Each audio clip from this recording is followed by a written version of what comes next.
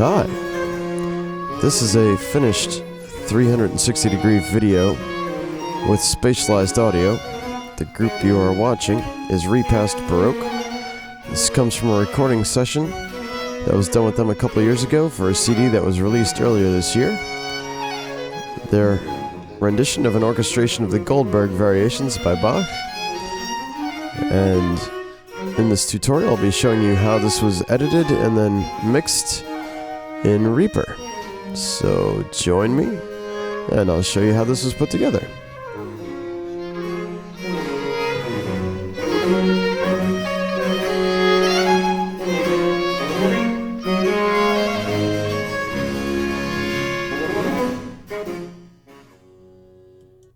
Hey there, this is Robert Anderson from Anderson Sound Recording in New York. This is going to be a multi-part tutorial on working with 360 video for music capture specifically. I have here a video file that I shot 2 years ago when I was doing a recording session with Repast Baroque. They were working on the Goldberg's CD, which has been released this past year. This was shot for Variation 16, just to give you some background, with a 360 VR camera from Samsung. And if you take a look at this file, the first thing you'll notice is that it's got two giant fisheyes, and that's not going to do us much good. So the first step with 360 video is to stitch it. Some cameras have multiple cameras, and they each take a video file, and you have to stitch that all together. This particular camera takes both sides into one file, but then it has to be stitched. So Samsung gives us the option. They have their own software to do stitching. Other cameras, you would probably use Mystica VR or one of those, but for us, we get to use Gear 360 app. And so I'm just going to import this.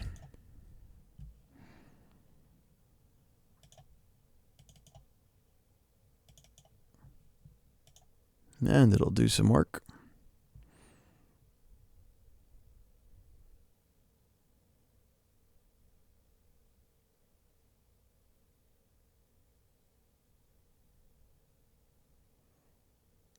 And I'll catch you on the flip side when it's done.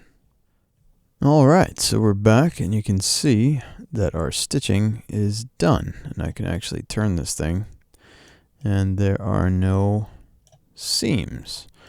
So it's one continuous picture now.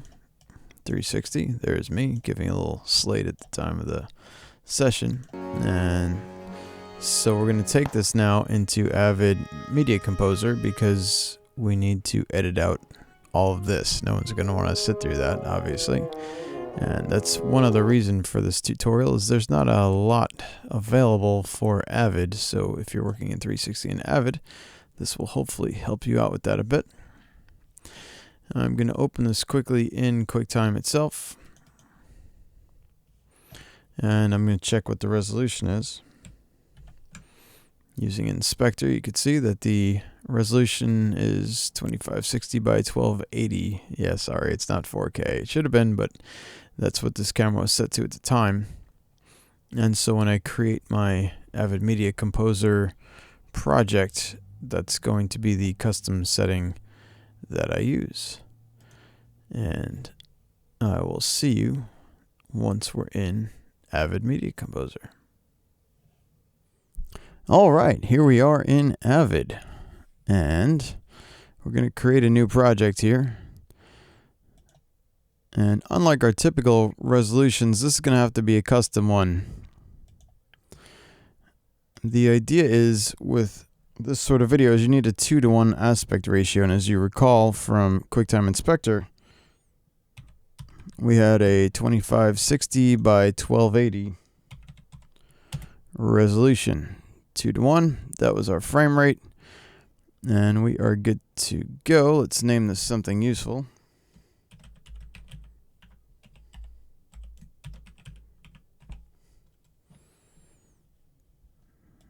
We'll hit OK. And as of the time of this video's recording, this layout is kind of new. It's something I'm still getting used to. This is not the way Avid looked when I first learned it. So I'm still looking for stuff occasionally, so bear with me on that. But you'll see we have our bins up here, and I'm going to go ahead and create a couple of other bins right away. I like to have a sequences bin, and I also like to have a bin where I put my effects presets, so if I need to apply it to multiple clips, it's fairly easy to do. This bin will serve as my storage for my basic clips that I'll come back to. So I'm going to go ahead and we're going to import our source material.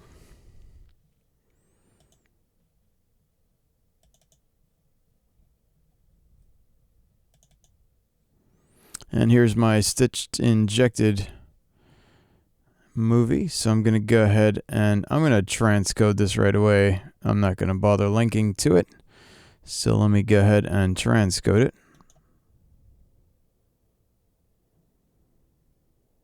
Alrighty, the transcode is done.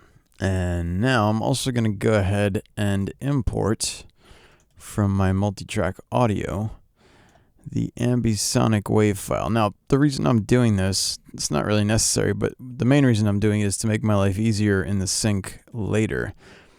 Because if I do this now, there will be something with a waveform embedded in my video that'll be identical to a waveform in my multitrack audio when I bring this into Reaper eventually. Number two, the reason I picked this particular file is the ambisonic mic was basically in the exact same spot as the camera. So the waveforms will be time coherent, which means we won't have any weird sync issues. Like if the microphones were 10 or 20 feet away, you'd have a weird delay on it, and then your syncing might be off in the final cut. So we're going to go ahead and import this audio as well. And this way, when I do auto sync, I can use the waveform analysis to do it, and it'll be pretty safe bet that it'll get it right. So let's do that right away. I'm going to select these guys. Let me save the bin too right away. And we're going to go auto sync and choose waveform analysis, and let's go for it.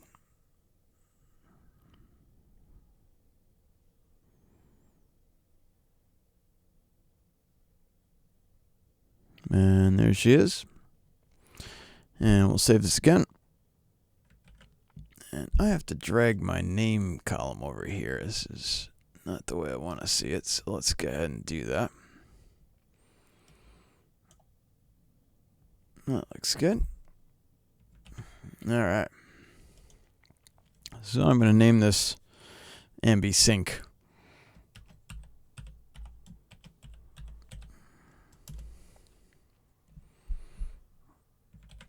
And let's call this up into Composer. I'm just going to mark in and out points really quick. In fact, let me just do some stuff here.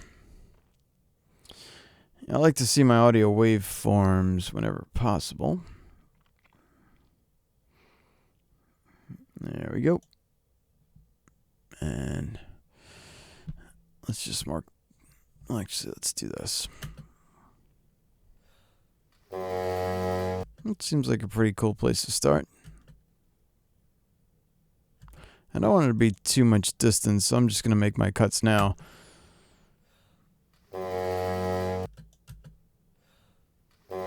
So maybe that's a good spot, so I'll mark an in there. And let's see where the out point should be.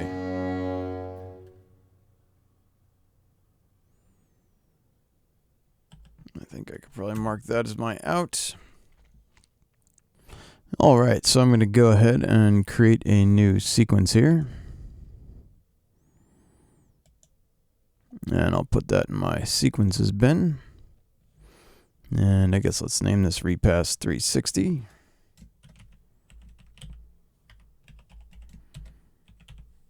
This is variation 16, so, and we'll save that.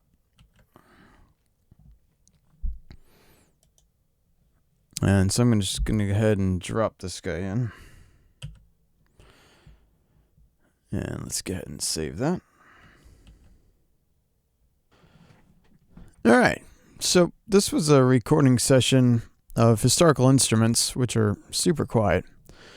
And all these lights were noisy as it was, but even if they were putting off the slightest buzz, the microphones would have picked them up. So this was literally shot in the dark as part of a recording session. Just threw up a cheap 360 camera just to have some fun and see what it would do. So we're going to try and fix this up a little bit. There will be some limitations as to what we can accomplish, but we'll certainly give it a shot. So first things first, I guess I'm going to grab my color correction here and throw it on top. And let's edit that.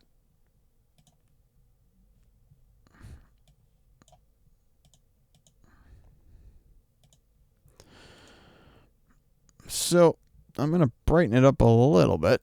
Let's see if that does anything for us.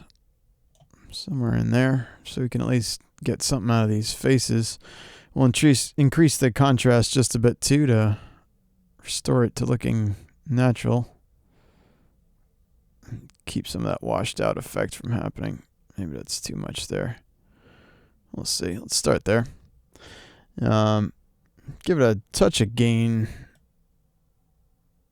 Also to help it out. Maybe somewhere in there. Maybe the gamma will do a little bit too. Just nah, maybe not.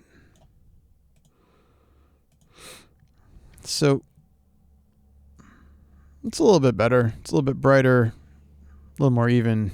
These two aren't going to be so lost. They're also getting lit by their iPod or iPad music screens, so there's a mixture of blue and orange lights. It is what it is. And this isn't a color correction thing anyway.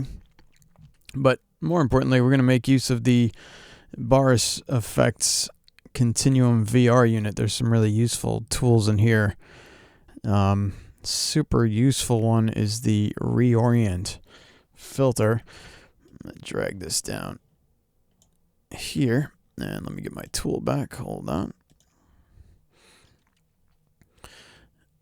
And oftentimes with 360 videos, the camera's not 100% straight. This can certainly save your bacon there. You can also change the perspective, which I'll demonstrate in a second. So you can see the horizon here is a little tilted. And with my roll, I can tilt it back. So this wasn't that bad. It was maybe like that. We'll see in a minute what we end up doing with that. The other really useful feature of this, among many others, is the fact that this doesn't tell me what the viewer is going to see when they first open the video, but I can change that here. I can actually get different views of what my left and my right and front and back are going to look like. So that would be the opening shot for this. Not a particularly interesting shot either, so we'll deal with that shortly. I made a decision when I was actually editing this to change the perspective around to the back. And you'll see why I did that in a minute. So I'm going to pan this around so that my opening shot is actually out there.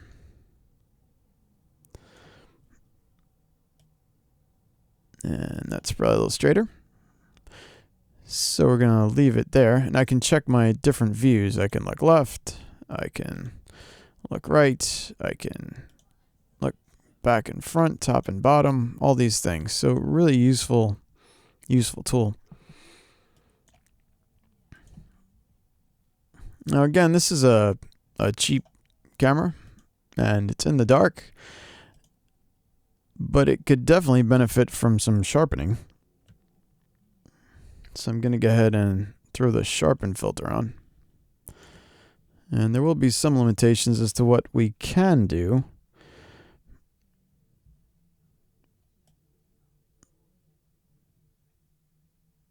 But I'm looking at the floorboards right now, and you can see, wow, there you get some detail. There's going to be some pixelating going on. And if I wanted to see how this was doing in my view, and you can see how when these filters work together, they're quite useful.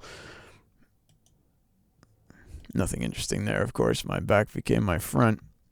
But you can see this is better than it was. Let's try and go a little further with it and see what happens.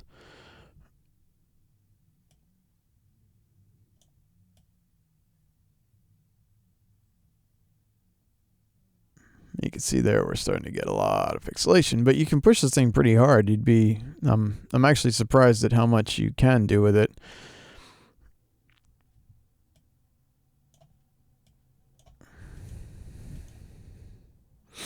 So this makes it a little more natural looking.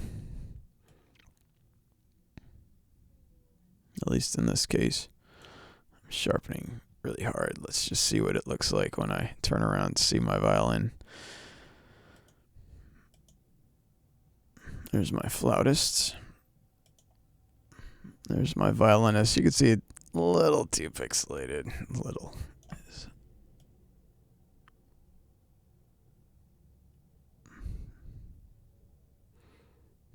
So I'm looking at the background there. But you know, it won't work a miracle, but that's better than it was for sure. You can bypass it to see what it's doing. You can see a lot of that stuff really comes much sharper into focus. I'm going to back this off here.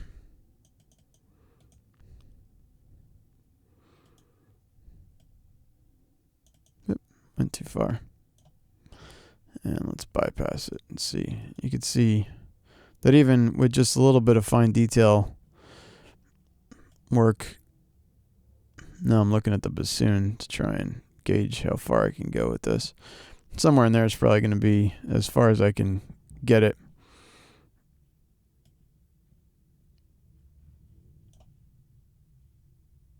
So I'm going to back out full for a second just to see what my whole shot looks like. And you can already see this is quite a bit better than it was. Again, no miracles, but... So that's the sharpen and the reorient filter. And I'll show you why I decided to shoot in this direction in a minute.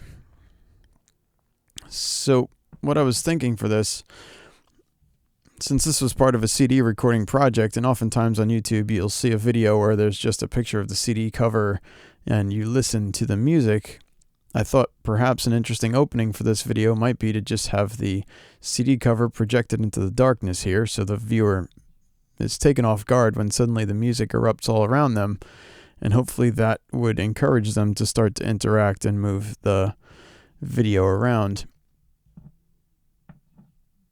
Plus, this kind of music benefits from an immersive approach because it's Bach, so it's contrapuntal, and it's nice to have that kind of feeling where it's all around you. So I'm going to go ahead and create a new video track.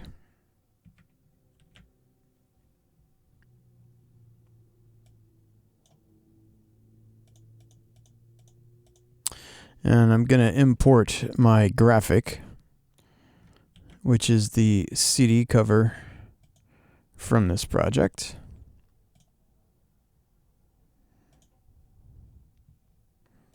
It's that guy right there, and I'm going to put it in the source bin.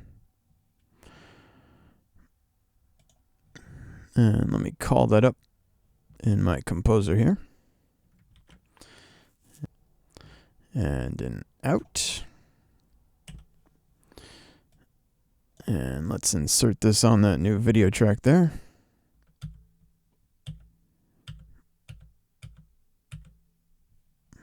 And we could trim this sucker back to there. Good.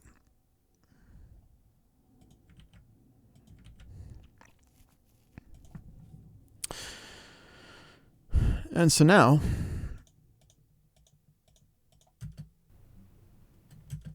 we're going to make it so that you can see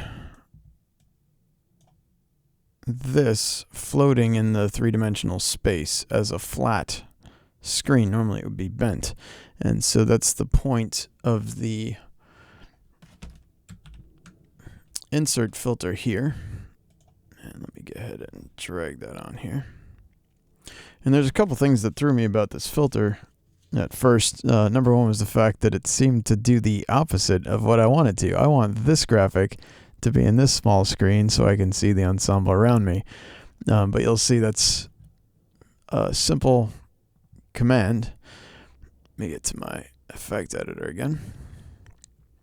And so there's a lot of cool things about this, but let's get the view the way we want it. So go filter layer there, and then we're going to apply it in replace, and now we have it the way we want to. And we can place this in the space wherever we want it. So you've got your latitude and longitude, your distance, your scale. You can even tilt it a little bit. So if I want to put it up or down or around, wherever I want to be with it, I want to be a little bit elevated so that it's kind of like you're looking up the raked floor at it. And it is actually where I want it to be. I want it in the center there. So, and to kind of integrate it into the space, I want to give it a little bit of opacity.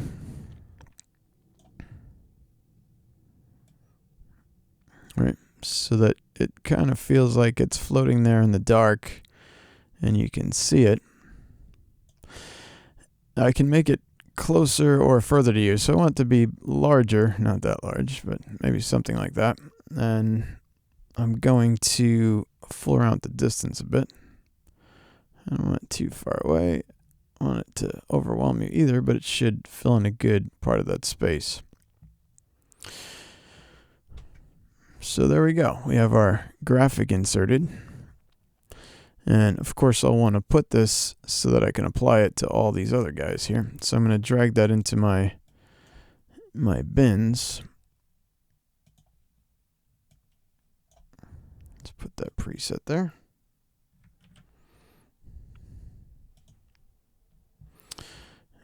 And then let me select these guys.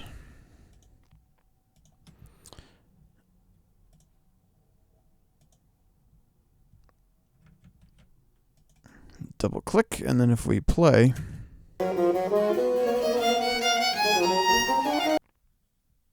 should be the same in each one, which it is.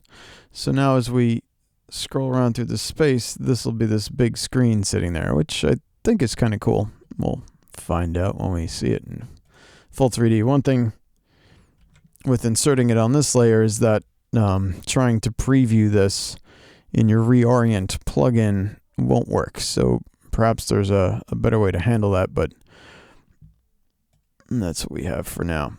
So let me throw in maybe a fade to black here.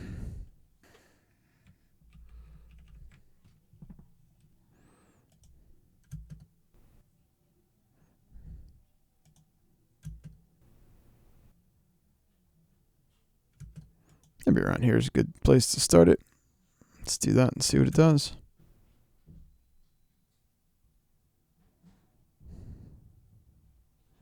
That's not too bad.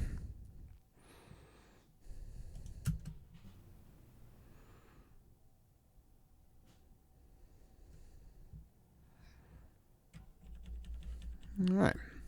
So we're just about ready to go. I just want to touch up the graphic for a second. Looks a little off center, so let me just get in there and fix that before I export.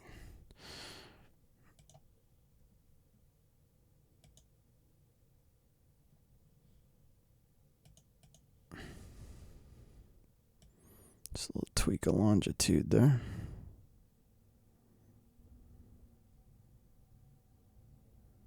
That looks a little better. And perhaps one more tweak on this.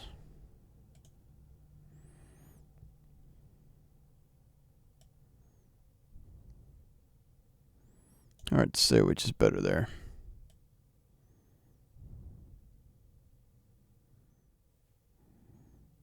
It's ever so slight tip on the x-axis. And let's see how this goes. So let me quickly apply that to everything.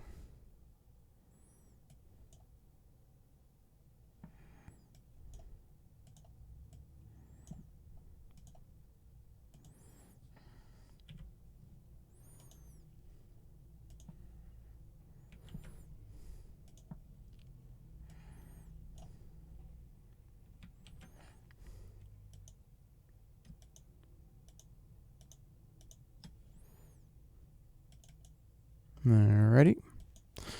Now let's do a quick last minute check. Make sure it doesn't move on us. Looks good to me. Alright, so now we're ready to export. So we've got our timeline selected. Going to export to file. Now this has to be H.264 because that's what we have to upload to Facebook. Our video has to be 200 megabits per second. That's their spec. And the beauty of working with Audio Ease plugins, as I will in my next video, is the fact that that's the only codec that I'm going to need to use. If I'm going to use the Facebook 360 plugins, I will also have to export something with DNX HD or DNX HR for the Facebook video player. But Audio Ease plugins use the native video window in Reaper, so they can get away with using the same file that we're going to upload to Facebook.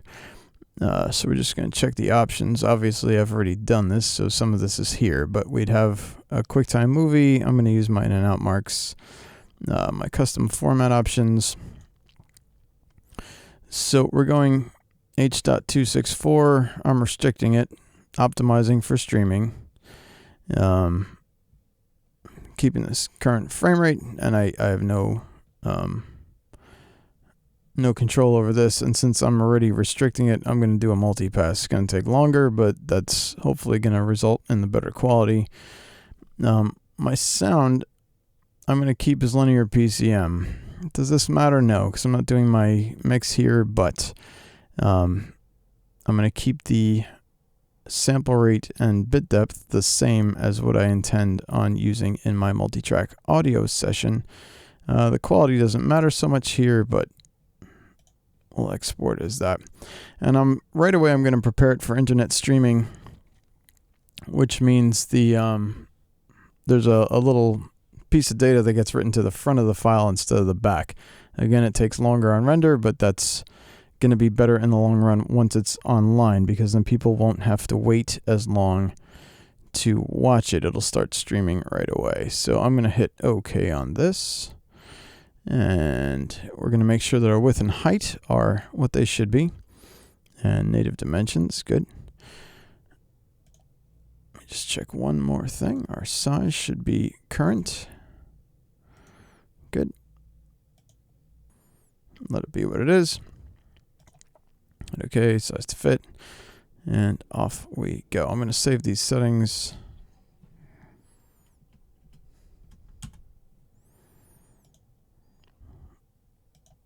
And I'm going to export this.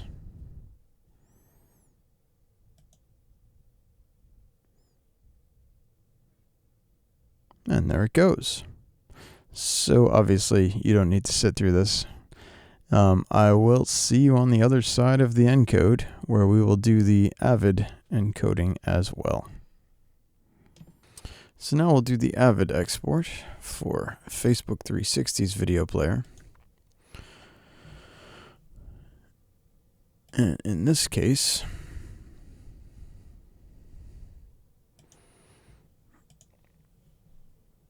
again, we're looking for a QuickTime movie wrapper. Can use the marks. We'll go to format here. And this one doesn't really matter because we're not using it for anything critical.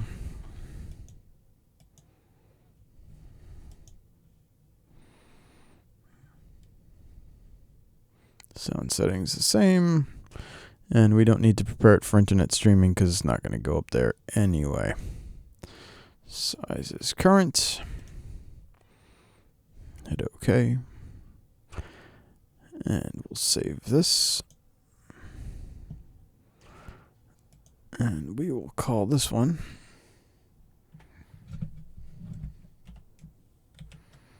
DNX HR. Save. Obviously, I did this already to test it. And again, this is going to take a little while, so no need for you to stick around for all that. And when we come out, we'll see what we got. And so here we have the finished version. So this is uploaded to Facebook, also joined with the spatialized audio, which you can check out that process in the next tutorial video in this series. This ending one uses the Audio Ease 360 suite. The one that you saw at the opening is the Facebook spatial workstation. But this is the finished version uploaded to Facebook. So there you go. Hope this was helpful. And please subscribe and leave me a note in the comments below. Thanks.